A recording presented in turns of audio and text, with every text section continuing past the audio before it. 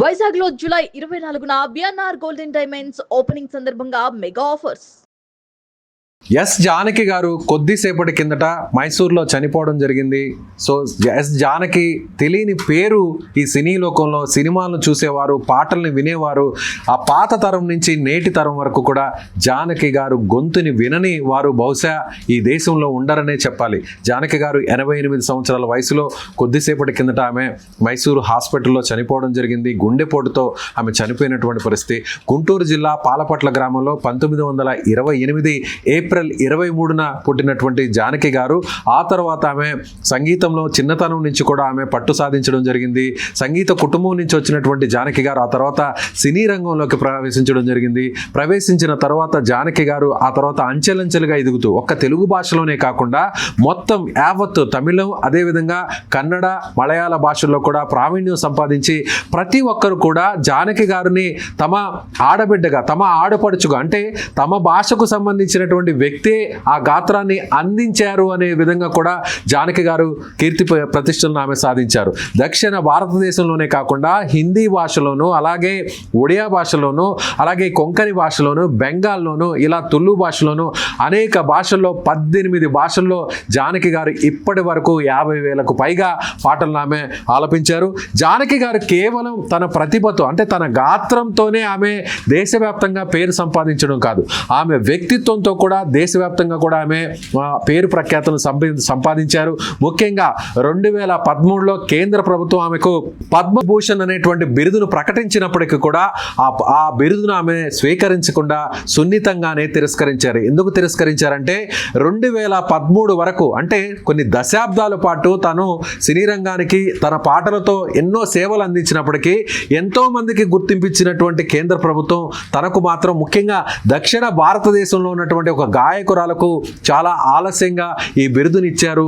So ఈ award రావడం అనేది ఆనందంగా ఉన్నప్పటికీ కూడా, కానీ ఇంత ఆలస్యంగా, ఇంత జాప్యం జరుగుతూ దక్షిణ భారతదేశంలో ఉన్న ఒక కళాకారునికి, ఒక గాయనికి ఇది ఒక రకమైనటువంటి బాధాకరమైనటువంటి విషయం. కాబట్టి నేను ఈ అవార్డును తీసుకోను అంటూ కూడా ఆమె సున్నితంగా తిరస్కరించారు. అంటే కేవలం హిందీ భాషకు, అంటే నార్త్ బెల్ట్లో ఉన్నటువంటి ఆయా గాయకులకు మాత్రమే అప్పటి కేంద్ర ప్రభుత్వాలు అవార్డులు ప్రకటించాయి. సో ఇలా బిరుదులనిచ్చి సత్కరించాయి. కానీ దక్షిణ భారతదేశంలో ఉన్నటువంటి తమకు గుర్తింపు లేదు అనేటువంటి విషయాన్ని ఆమె మొత్తం యావత్ ప్రపంచానికి, దేశవ్యాప్తంగా కూడా ఆమె ఒక చర్చకు దారితీసేలా కూడా అప్పట్లో ఆ అవార్డుని ఆమె సున్నితంగా తిరస్కరించారు. ఒకసారి జానకి గారు పాట, ఆమె 1000 పాటలు పాడినప్పటికీ తెలుగులో ఇప్పటికీ కూడా ఒక్కసారి మనం ఆ పాటను వింటే ఆ గాత్రం మనకిప్పటికీ కూడా మన మదిలో, మన చెవులో మనకి స్పృశిస్తూనే ఉంటుంది. ఒకసారి మనం జానకి గారు పాడినటువంటి పాటలు, సూపర్ హిట్ సాంగ్స్ మనం ఒకసారి ప్రస్తావించినట్లయితే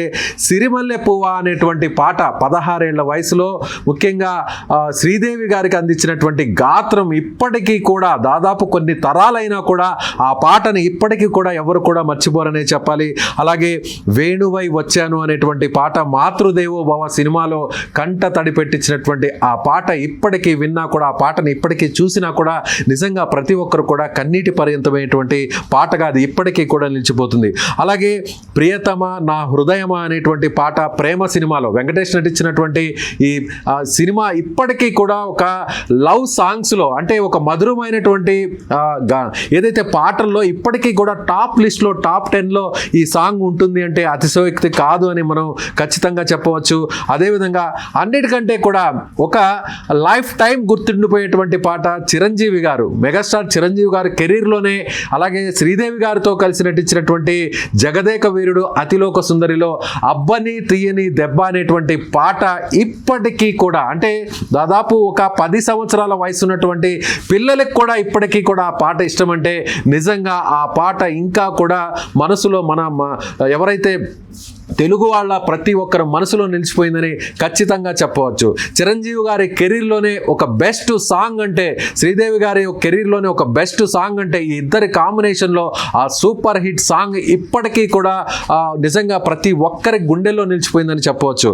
అదేవిధంగా దుర్యోధన దుశ్శాసన అనేటువంటి ఒక ప్రతిఘటన సినిమాలో రాజశేఖర్ నటించినటువంటి ఆ సినిమాలో ఆ రౌద్రం, ఆ గాత్రంలో ఉన్నటువంటి ఆ రౌద్రం అనేది ఖచ్చితంగా ఈ పాట పాటలో మనకి కనిపిస్తుంది. జానకి గారు కేవలం ఒక మధురమైనటువంటి పాటే కాదు, ఒక రొమాంటిక్ సాంగ్ పాడాలన్నా, ఒక ఎమోషనల్ సాంగ్ పాడాలన్నా, ఒక డివోషనల్ సాంగ్ పాడాలన్నా, ఒక స్పిరిచువల్ సాంగ్ పాడాలన్నా, లేదంటే ఒక రౌద్రంతో కూడినటువంటి ఒక గంభీరమైనటువంటి పాటను ఆలపించాలన్నా కూడా అది ఒక్క జానకి గారికి మాత్రమే సొంతమని చెప్పవచ్చు. అదేవిధంగా మాటే మంత్రము అనేటువంటి సీతాకోక చిలుక సినిమాలో ఉన్న పాట ఇప్పటికీ కూడా ఎవర్ గ్రీన్గా నిలుస్తుందని చెప్పాలి. సో అలాగే సుందరివే నీవే సుందరివే అనేటువంటి పాట తెలుగులో దళపతి సినిమా తెలుగులో అనువదించిన తర్వాత వచ్చేటువంటి ఈ పాట ఇప్పటికీ కూడా సూపర్ హిట్గా నిలిచిందని చెప్పాలి.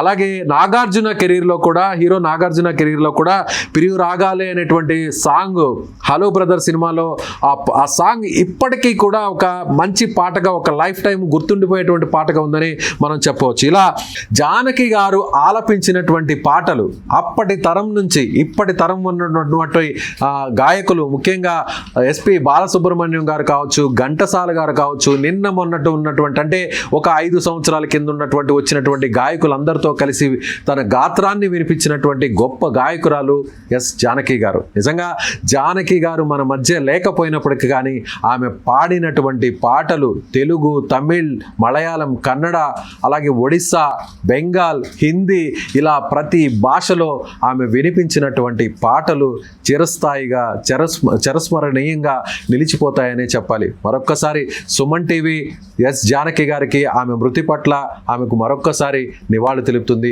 మీరు కూడా జానకి గారి పాటలకి మీరు నిజంగా ఫ్యాన్స్ అయితే ఒక తెలుగు భాషకు సంబంధించినటువంటి ఒక వ్యక్తి, తెలుగు రాష్ట్రాల్లో పుట్టినటువంటి ఒక తెలుగు మహిళ తన గాత్రంతో దేశవ్యాప్తంగా ప్రపంచవ్యాప్తంగా 50,000 పాటలు పాడి ఇవాళ ఆ స్థాయిలో గుర్తింపు తెచ్చుకుందంటే ప్రతి ఒక్క తెలుగువాడు కూడా గర్వించదగ్గ విషయంగా దీన్ని చెప్పాలి.